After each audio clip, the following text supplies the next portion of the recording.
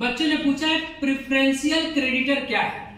तो preferential creditor 4 marks में है और ये प्रेफरेंशियल क्रेडिटर आता है आपका कारपोरेट अकाउंटिंग में। आइए जी हम प्रेफरेंशियल क्रेडिटर की बात करें तो कब आता है बेटा, जब कंपनी लिक्विडेशन के मोड में जाती है तो एक लिक्विडेटर हायर किया जाता है।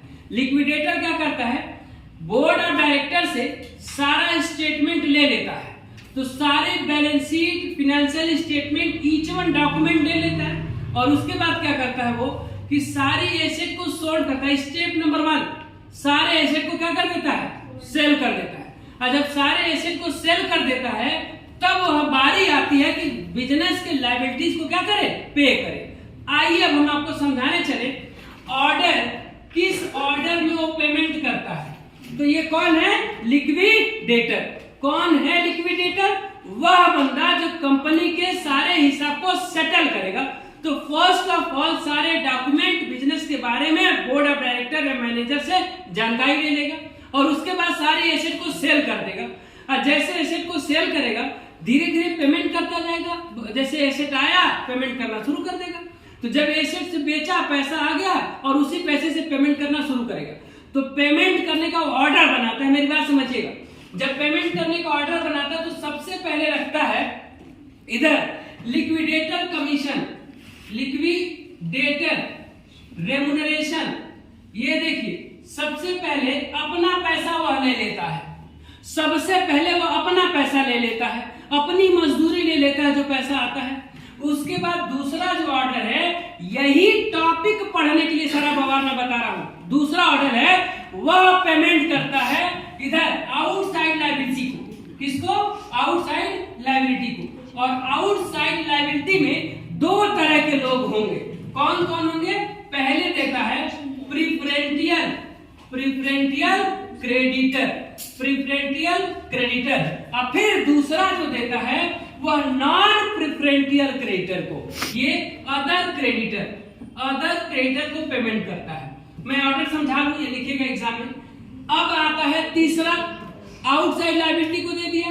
आउटसाइड देने के बाद अब इंटरनल को देगा।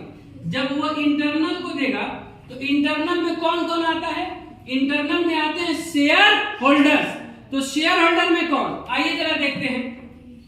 तो एक आता है पहले प्रेफरेंस, पहले किसको देंगे आप, प्रेफरेंस शेयर होल्डर को।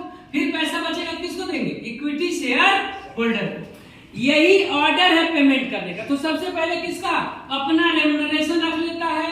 फिर क्या करता है, आउटसाइड लायबिलिटी को मेंटेन करता है। आउटसाइड लायबिलिटी में पहले किसको दे देता है, प्रेफरेंशियल को। फिर किसको दे देता है, अदर क्रेडिटर को। और इसके बाद पैसा बचता है तो प्रेफरेंस शेयर होल्डर को दे देता है। फिर अगर बचेगा तो इक्विटी शेयर होल्डर को मिलेगा, नहीं बचेगा तो नहीं मिलेगा।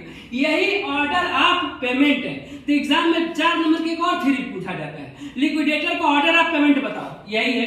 पूछेगा लिक्विडेटर स्टेटमेंट बताओ, यही है। यही स्टेटमेंट है लिक्विडेटर का, इसी ऑर्डर में वो पेमेंट करता है। तो इसमें कौन सी टॉपिक पढ़ना हमको, प्रेफरेंशियल क्रेडिटर। तो प्रेफरेंशियल क्रेडिटर वह क्रेडिटर है जो कंपनी के लिक्विडेशन होने पर बाकी क्रेडिटरों से पहले पैसा पाने का अधिकारी होता है। जब आपने डिवेंचर पढ़ा होगा तो 2 तरह के डिवेंचर पढ़े थे, कौन से, एक सिक्योर्ड डिवेंचर और एक unsecured debenture. Secured debenture holder is also known as preferential creditor.